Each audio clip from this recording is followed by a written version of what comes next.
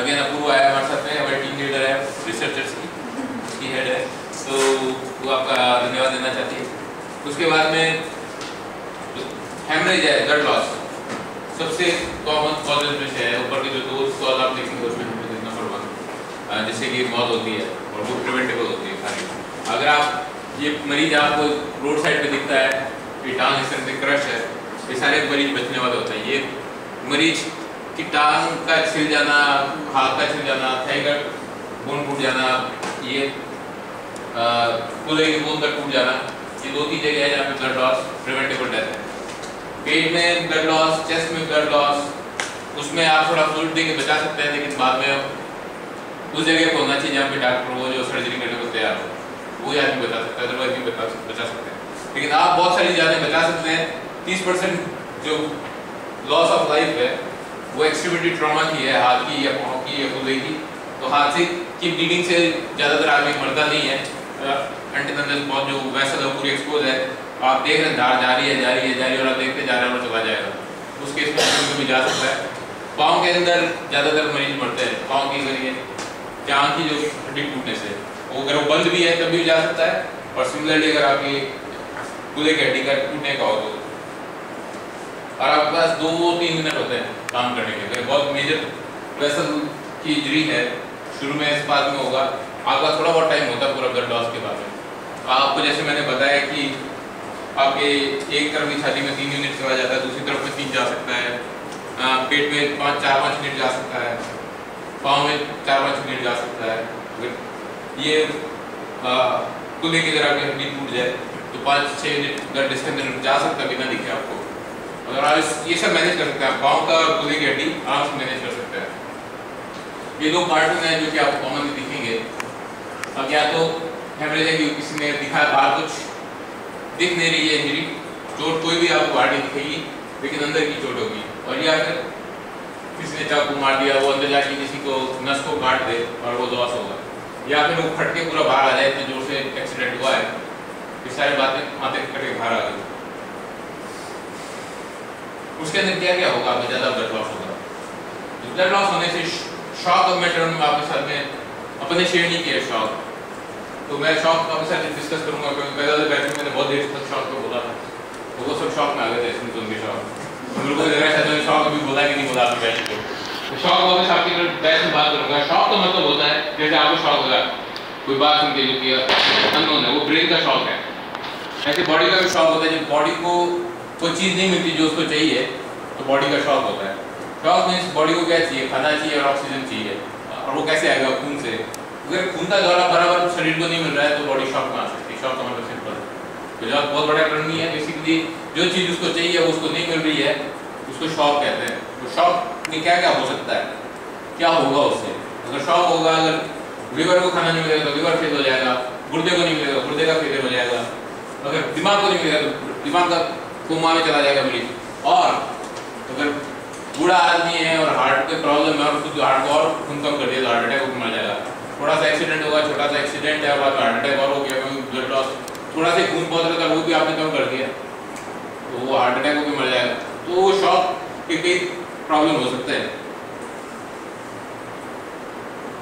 और किस कारण से हो सकता है, बहुत बड़ा जो पाँव खिंच रहा गया अपना एक्सीडेंट के अंदर, उसके साथ में सारा जो मांसपेशी है वो टूट गई, तो उससे कुछ जो भी जनरेट होगा गंदगी, उससे शॉक हो सकता है, और उससे जो भी कुछ होगा, जो कोमा हो गया, डेथ हो गई, ये सब आगे कंसिक्वेंसेस हैं। तो आपको पता होना चाहिए कि आपको एक वार्निंग है, शॉक है आपको वार्निंग है कि आप कुछ करो। आप उसको आदमी को नहीं बचाने की कोशिश करोगे और आप इसको जो कि ऑर्डर आए हैं मेरे को नहीं लगाना आएगी तो आप भागीदार हो मारने में। अगर आपको लगता है कि ऐसी कोई प्रॉब्लम है तो आपको सही आदमी को पकड़ के बात करनी चाहिए। अब मेरे को जो भी बात अगर आप बताएंगे तो मैं आपसे थोड़ी सी बात करूंगा और अपने स्ट्रेट ऑर्डर्स निकलेंगे कि ऐसी कोई चीज़ होनी नहीं चाहिए जिसमें शॉक को नहीं ट्रीट करने का ऑर्डर हो। अगर वो एब्सोल्युटली है तो बेसिकली वो आपको मर्डर के चार्ज में शामिल कर रहे हैं, इस तरह का कर रहे हैं और वो आपको करना नहीं चाहिए। तो आपको कोई भी पेशेंट शॉक में है उसको एप्रोप्रिएटली मैनेज करना है, तो आपके वजह पैरामीटर्स अब आपकी एक्सपर्टीज है। जैसे मैंने बताया क्या क्या हो सकता है शॉक के अंदर। अगर शॉक के अंदर ब्रेन को अगर आपको नहीं मिलेगा तो आदमी कंफ्यूजन में रहेगा कि क्या हो रहा है क्या नहीं हो रहा है, वो चक्कर खाएगा या वो किसी की बात करेगा या बराबर बात नहीं करेगा, बड़बड़ाएगा। आप चमड़ी को देखो, आप पता चलता है ठंडा पड़ता है, 2 मिनट पता चल जाता है आप सबको। आप लगाएंगे हाथ तो ठंडा पड़ा हुआ आदमी है, वो आदमी शौक में पसीना छूट रहा है, पानी एकदम से ठंडा पड़ा है। या फिर अगर आप सांस देखेंगे जाना रहेगी, ये सब चीज़ें आपको सारी चीज़ें पता है। मैं तो बार बार आपको दोहरा के आपको इस बात पे जोर देना चाहता हूँ कि ये सब जो चीज़ें आपको पता है, आपको एक और एक तो साथ में रख के 2 बनाना है आपको। बस मैं इतना काम करने आया हूँ यहाँ पे, जो आपको सारी बातें पता है तो सबको एक साथ रखेंगे और आपको वापस समझ में आ जाएगा इस 2 का अपने को इलाज इससे करना है और इलाज ठीक हो जाएगा। इतना सा काम करना है आपको, मेरे बहुत आराम से हो सकता है। या फिर मरीज जाए कि शॉक के अंदर परेशान होकर बहुत बड़ा वॉमिट करेगा, वो भी होता है। ज़्यादातर एक्सीडेंट्स आए हैं एम्बुलेंस के अंदर सारे पेशेंट वॉमिट किए हुए होते हैं, वो सब ये शॉक के इंडिकेशंस हैं। ये that's what happened to all this patients. और उसके बाद में आपकी धड़कन बहुत तेज चल रही है। अब आपको पता होना चाहिए क्या नॉर्मल है क्या नहीं नॉर्मल है। जैसे पल्स ऑक्सीमीटर आपको देंगे, ये मैंने पहले भी जिक्र किया था कि आपको नॉर्मल पता होना चाहिए। जब पेशेंट शुरू में शॉक में जाता है, जैसे आप 2 लीटर खून सड़क पर निकल गया, आप जब तक पहुँचे तब तक आप जब उस मरीज को देखोगे तो उसकी शुरू में पल्स 120 होगी इसके अंदर, या आप नापोगे तो भी 120 मिलेगी उसकी। आप थोड़ी देर कुछ नहीं करोगे तो 140 हो जाएगी ऊपर, और थोड़ी देर कुछ नहीं करोगे जवान होगा तो 160 हो जाएगी। और उसके बाद में जब खून इतना निकल जाएगा, 1 लीटर और निकल गया, तो धीरे धीरे जो उसकी पल्स 30 हो जाएगी और 30 के बाद में 10 होगी और फिर बंद हो जाएगी। ये आप रोज देखते हो तो आपको ये पता होना चाहिए 60 और 100 के बीच में अगर मरीज चल रहा है और आराम से दिख रहा है तो मरीज सही रहना चाहिए। और बशर्ते कि आपकी एम्बुलेंस 2 घंटे चल रही है और अंदर की ब्लीड चालू हुई थी जब आप पहुंचे थे, और आप जब तक आप चल रहे हो 1 घंटे, वो ब्लीड एकदम बहुत ज़्यादा हो गया, तब वो एकदम से चेंज हो जाएगा। तो आपको ये रेगुलरली अगर आपको पेशेंट आपको लगता है थोड़ा सा अबनॉर्मल हुआ है, उसी टाइम आप ये देख के आप चेक कर लो कि क्या चल रहा है पल्स। उसका सैचुरेशन अगर पल्स आपका सही है रेंज के अंदर, मरीज जमाना मुश्किल है। वैसे सैचुरेशन 95 से 100 के बीच में अगर आपका चल रहा है, 90 भी चल रहा है, 92 भी चल रहा है तो भी आप ठीक है, 92 तक भी ठीक है। 90 के नीचे जाती है आपकी गड्डियाँ बजानी चाहिए होगा, तो कुछ ना कुछ हमको करना पड़ेगा, कहीं ना कहीं गड़बड़ है। तो ये 2 चीज़ें पता होनी चाहिए आपको। उसके अलावा आपको कितनी बार सांस ले रहा है, शुरू में ज़्यादा सांस ले रहा है तो तकलीफ है, उसके बाद में एकदम धीरे धीरे सांस धीरे हो जाएगी और मीटर बंद हो जाएगा पूरा। तो रेंज पता नहीं चाहिए, 10 से 20 के 12 से 20 के बीच में नॉर्मल है। ब्लड प्रेशर का तो अपन इस पर नहीं रखेंगे, ब्लड प्रेशर आप कोई भी नहीं देते वहाँ पे सीन पे, इसलिए मैं अभी ज़्यादा जिक्र नहीं करूँगा उसका। तो मोटे तौर पर तुमको क्या करना होगा, आपको मरीज दिखा जो कि खून बह रहा है जिसका, आपके पास क्या साधन है। सबसे पहले अगर हाथ पकड़ लगे दबा के देख लो उसको, 2 मिनट दबा के रखा, हाथ उठाया, फिर भी ब्लीड कर रहा है, एक बार और दबा के देख लो, फिर भी ब्लीड कर रहा है, तब आपके पास 2 ऑप्शन है।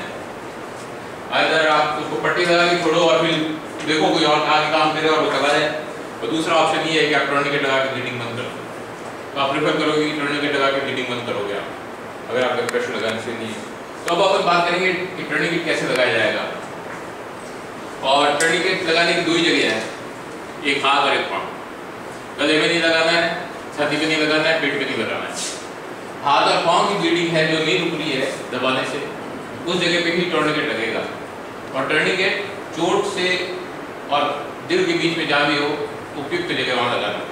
अगर आपने चोट से पीछे की तरफ लगा दिया तो कोई फायदा नहीं है, तो आपको दिल से और चोट के बीच में लगाना है। आप कितने भी ऊपर लगा सकते हो, कितना भी नीचे लगा सकते हो। और ये है कि जोड़े पे नहीं लगा सकते। जोड़े पे आप जोड़ लगाओगे तो हड्डी भी रह जाएगा सारा जोड़। आप हाथ पे और पाँव पे प्रेफर करो कि नहीं लगाओ। क्यों नहीं लगाओ? जहाँ पे एक हड्डी होती है वहाँ पे आप उसको दबा सकते हो। हाथ के अंदर 2 हड्डी है, पाँव के अंदर 2 हड्डी है। यहाँ पे आप जब दबाओगे, जो जैसे ये 2 हड्डियाँ हैं, इसके बीच में से वो जाएगी नाड़, और आप दबाओगे तो हड्डी में प्रेशर रह जाएगा। और यहाँ पे एक हड्डी और उसके ऊपर नाड़ है, आप उसको दबाओगे तो उसको आप बंद कर पाओगे। तो ये आपको पता होना चाहिए कहाँ पे आप टर्निकेट लगाओगे और उसका कितना फायदा होगा, और साथ में आप उसको आईवी फ्लूइड कर दोगे।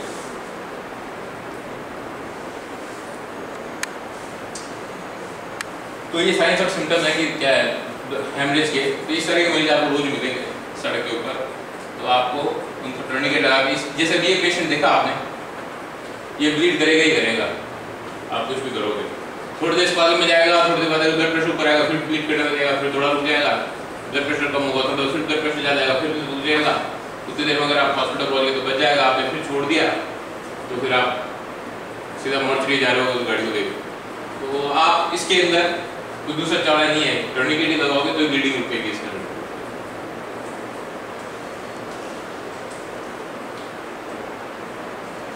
अब टर्निकेट लगाने के लिए जैसे मैंने शुरू में बताया था, आप हाथ से प्रेशर लगा के देखो, पहले ब्लीडिंग रुक जाती है, पट्टी बांध दो उसके ऊपर, आपका काम हो गया। आपने लगाई, हाथ से हटाया, वापस ब्लीडिंग चालू हो गई या बढ़ती जा रही है, सोप होती जा रही है पट्टी, तो आपका काम टर्निकेट लगाने का हो जाता है। और टर्निकेट लगाना अपन उससे सिखाएंगे जो एकदम बेसिक चीज़ है जो आपको मिलेगी। मैं थोड़ा सा एडवांस सामान लेके आया हूँ टर्निकेट के लिए, मटेरियल के आपको बहुत ज़्यादा जरूरत नहीं है, बहुत एडवांस चीज़ की। आपको पट्टी चाहिए 4 इंच की, 3.5 इंच की, इतनी चौड़ी 3-3.5 इंच की पट्टी हो, और उसको कैसे लगाना वो भी मतलब बात करते हैं पेन के साथ।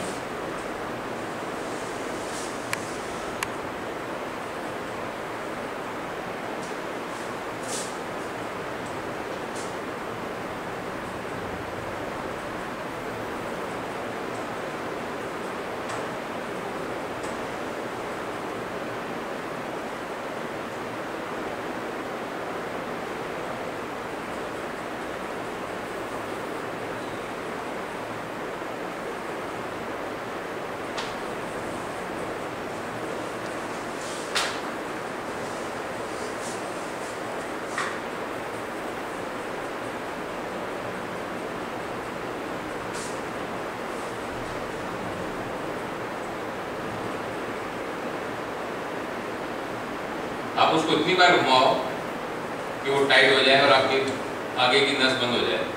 अभी आप एक दूसरे में पेयर होकर लगाएंगे तो आपको अंदाजा हो जाएगा कैसा फील होता है और कैसा मरीज में होगा, और आपको पता रहेगा उसका कैसे होगा। तो पहले आपने पहन लगा के उसको घुमा दिया, बंद कर दिया, अगर आप उसको ऐसे छोड़ दोगे तो वापस घूम जाएगा, वो वापस ढील आ जाएगी। उसको रोकने के लिए आपको एक और बांधना पड़ेगा ताकि उसको आप डंडी को रोक सको वहाँ पे टाइट।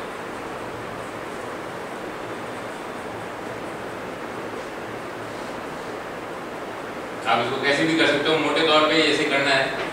उसके नीचे कुछ कपड़ा हो, अगर आप रस्सी से करेंगे तो मोटी रस्सी से कर सकते हैं, आप पतले तार से नहीं कर सकते। अगर आप तार से करेंगे तो तार थोड़ी देर में कट के चमड़ी के थ्रू कट के अंदर पहुंच जाएगा सीधा, और वो जहाँ पे नहीं ब्लीड हो रहा है उसको भी ब्लीड करके, मसल को ब्लीड करके बाहर निकल जाएगा।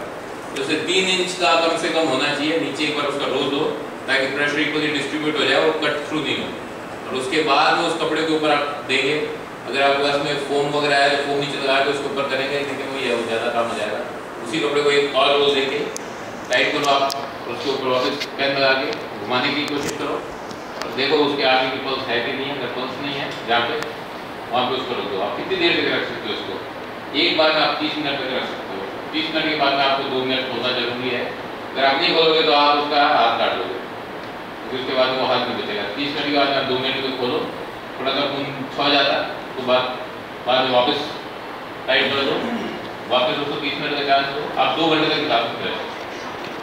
2 घंटे के बाद अगर आप 408 नहीं पहुंची या फायर ब्रिगेड की एम्बुलेंस नहीं पहुंची हॉस्पिटल में, तो कोई बात नहीं, उसका हाथ जाने दो, मरने से बढ़िया है, ठीक है। वो तो नहीं तो मर जाएगा, आप छोड़ दोगे तो वो ये सब चीज़ें आपके दिमाग में रहनी चाहिए क्या होगा।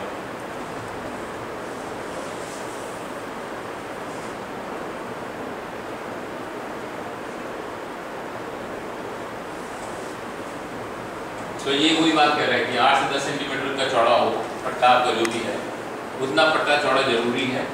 उसके अलावा कभी भी तार नहीं लगाना, कभी भी।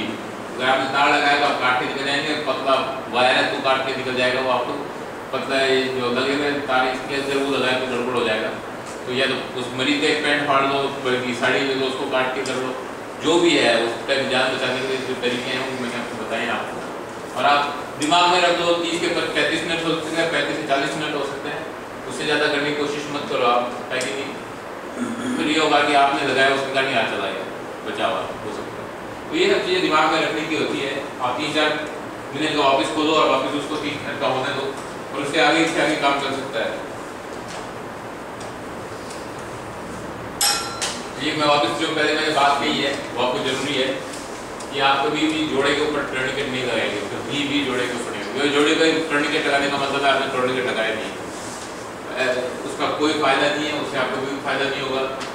एंड अगर इनके सामने टर्निकेट लगाया और वो टूट गया कपड़ा, अब आप सोचो कि आप उसको खोल के नया लगाओगे तो आपको ज़्यादा टाइम वेस्ट होगा। उसको वहाँ रहने दो, उस टर्निकेट को उससे ऊपर एक और टर्निकेट जैसे पहले लगाया वापस लगा के देखो, और उसको अगर ये पहला टर्निकेट का पेन यहाँ है तो दूसरे टर्निकेट का पेन यहाँ लगा के उसको टाइट कर दो। पहले वाले को वहाँ रहने दो जहाँ लगा हुआ है, उसके ऊपर एक और लगा के और अपना काम करते रहो। ये नहीं कि इसको पहले वाले को ढीला करके खोल के फिर नया ढूंढेंगे अपन, उसमें ज़्यादा टाइम लगेगा खोलने के, गांठ खोलने में बहुत टाइम लगेगा। उसको वहाँ रहने दो, आप दूसरा लगा लो उसके ऊपर, उससे काम चल जाएगा। अब हेड एंड नेक के बारे में बताऊंगा कुछ ब्लड लॉस का। कई बार आपको दिखता है मुंह से खून निकल रहा है, नाक से खून निकल रहा है, छेदों से, शरीर के जो भी छेदों से खून निकल रहा है उसकी एक बहुत बड़ी समस्या रहती है और अपने को पता होना चाहिए क्या करेंगे उसके में। अपन को कभी भी किसी भी छेद के अंदर डट्टा नहीं डालना है, उसमें टर्निकेट रोकने की कोशिश मत करना। नाक में जो खून निकल रहा है और आपने नाक दबा लिया तो सब गड़बड़ हो जाएगी। मुँह से खून निकल रहा है, उनको दबा लिया वो भी गड़बड़ हो जाएगी। नीचे से निकल रहा है, पेशाब के रास्ते से निकल रहा है, वो सब आपके क्षेत्र के बाहर है, उसको लाइक रोकना। आप ज़्यादा से ज़्यादा कर सकते हो, आप वहाँ से ब्लड निकाल सकते हो। अगर जहाँ ब्लड का थक्का बन जाता है और आप ब्लड को वहाँ रहने दो तो वो और नीचे ब्लीडिंग होती रहती है नीचे। तो थक्का कभी भी खून को नहीं रोकता, आप उसको हटाओ वहाँ से ग्लव्स पहन के और वो नीचे तब खून रुक सकता है। आप थोड़ा सा हल्का सा प्रेशर लगा के देख सकते हो कि रुक जाए। अगर नाक से खून निकल रहा है, जितना निकाल सको तो निकालो, सक्शन निकालो।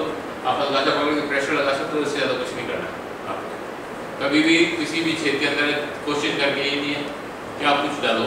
अगर नाक से खून निकल रहा है, ईएनटी वाले यही करेंगे पैकिंग, लेकिन आप नहीं करोगे पैकिंग, क्योंकि हो सकता है जो नाक की ब्लीडिंग है वो सर से कनेक्टेड हो, आप सर में सीधा सर में पैकिंग डाल रहे हो, आप नहीं करना है, ठीक है। मैं आपको वो बताऊंगा जो आपको नहीं करना है, वो एकदम क्लियर करके बताऊंगा। ये नहीं कि आप बोलो कि मैंने सब बताने का ये सब कुछ कर दो तो वो सब कर दिया हमने। मैं ये भी बताऊंगा आपको नहीं करना है। तार नहीं बांधना है थाई के ऊपर, नाक में ब्लीडिंग है, मुंह में ब्लीडिंग है, हटा सकते हैं आपको। ये नहीं कि आप बैठ के पैकिंग करने लगे वहाँ पे, आपने गड़बड़ कर देंगे उसको।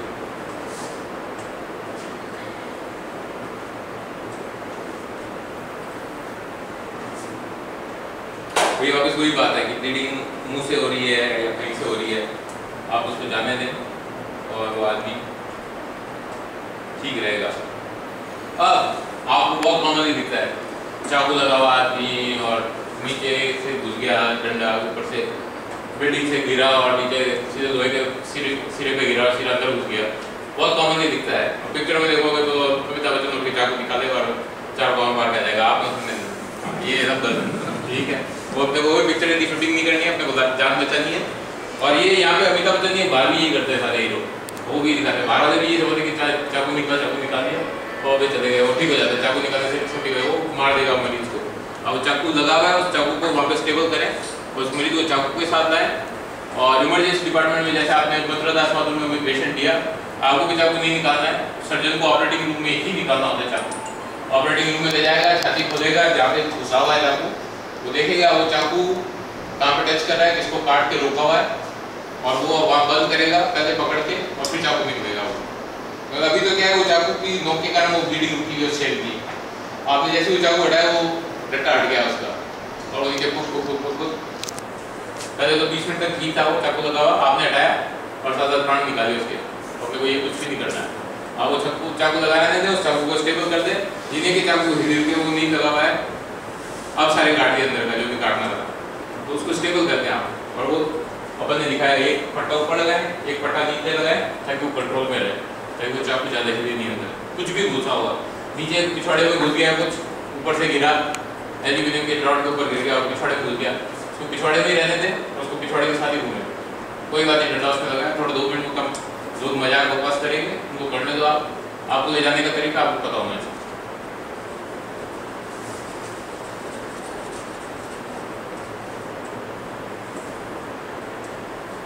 अब इंटरनल हेमरेज, अगर शरीर के अंदरूनी किसी भी हिस्से में खून का रिसाव हो रहा है, अब आपको पता होना चाहिए कि कहाँ पे मैकेनिज्म ऑफ एक्सीडेंट देखेंगे तो आप समझ जाएंगे कि इसमें छाती के अंदर खून का रिसाव हो सकता है। कई बार पता नहीं चलता आपको, और छाती का मुश्किल से पता चलता है, पेट के अंदर, क्योंकि 2-3 यूनिट तक तो पता ही चलता कुछ भी। 2 यूनिट आराम से पेट में रह जाएगा, 2 यूनिट आराम से छाती में रह जाएगा, मरीज परेशान है, लेकिन आपको बाहर से कुछ नहीं दिख रहा। कई बार ऐसे देखेंगे एक्सीडेंट हो जाएंगे या कुछ दिखे को नहीं आने